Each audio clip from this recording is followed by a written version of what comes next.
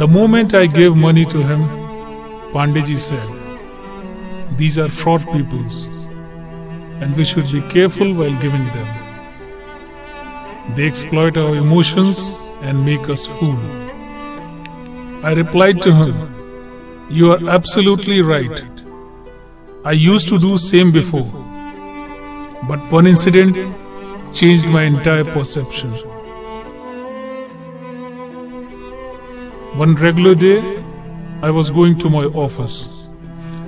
A person with his son having high fever, lying on footpath, asking help from others to take his son to the hospital.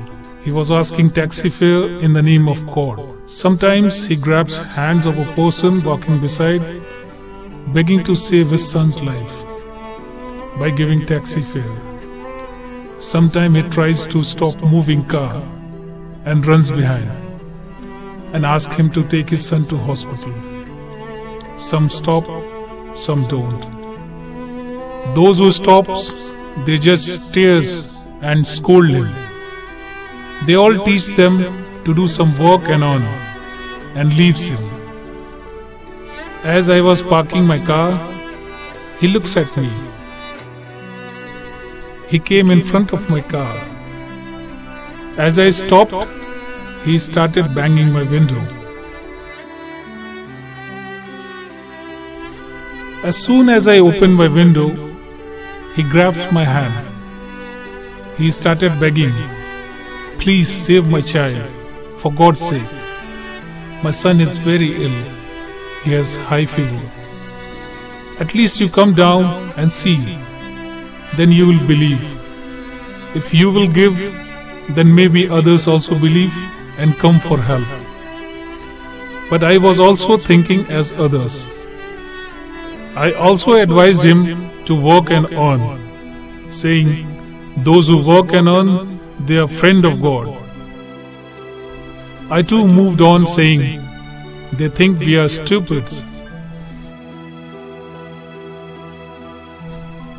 After 3 hours, as I returned, I saw he is still there and asking help.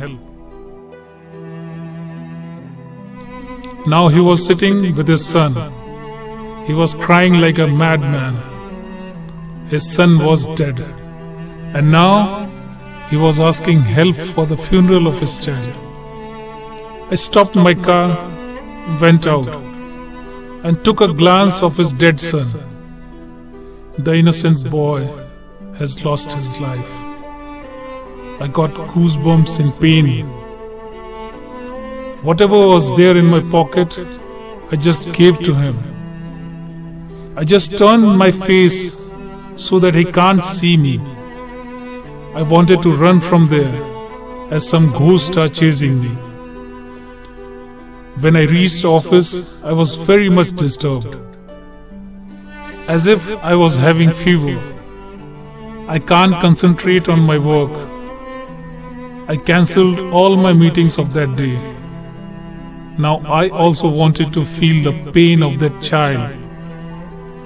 After 3 days, my fever was gone, but I have become mentally sick. I was in guilt that due to that thinking, his child died. After some days, I was talking to one of my staff. From reception, I was informed that somebody wants to meet me. When I turned back, I was shocked to see the same person whose son died. And I stared at him continuously. He puts his hand in his pocket and took out some money. He thanked me and said, "The money which you gave was very prosperous and has helped me a lot, and many of my pending dues has been cleared.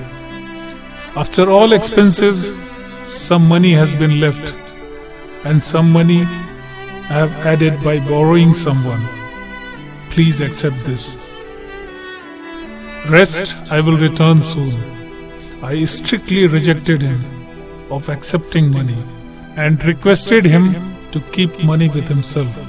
As he was about to leave, I stopped him and offered him a job of watchman in my company. He accepted it as if he was in search of this job and somebody has listened to his heart. He became so happy, and from the next day he joined my company as a watchman. Pandeyji, I will make you to meet him, but please do not discuss this incident with him, as he is not aware that he has stopped my car also and asked help. He thinks I am a very kind person who has given everything in his pocket after looking at his son's dead body. Pandeyji, from that day, I don't let anyone go empty-handed. Giving a little bit to someone does not make him rich, and neither it makes us poor. It just gives us a peace of heart. And if we talk about looting us, who does not loot us? Cloth merchant loot us, medical man loot us, vegetable man loots us, milkman loots us. If someone loot us in the name of God, then maybe God will forgive our sins after our deaths. That this person was knowingly being looted on his name. Maybe all persons who ask help are not right, but it's not necessary that all persons are wrong. We keep on trying if we fail in some work. So for a small bunch of thugs, why we stop helping the real needy people?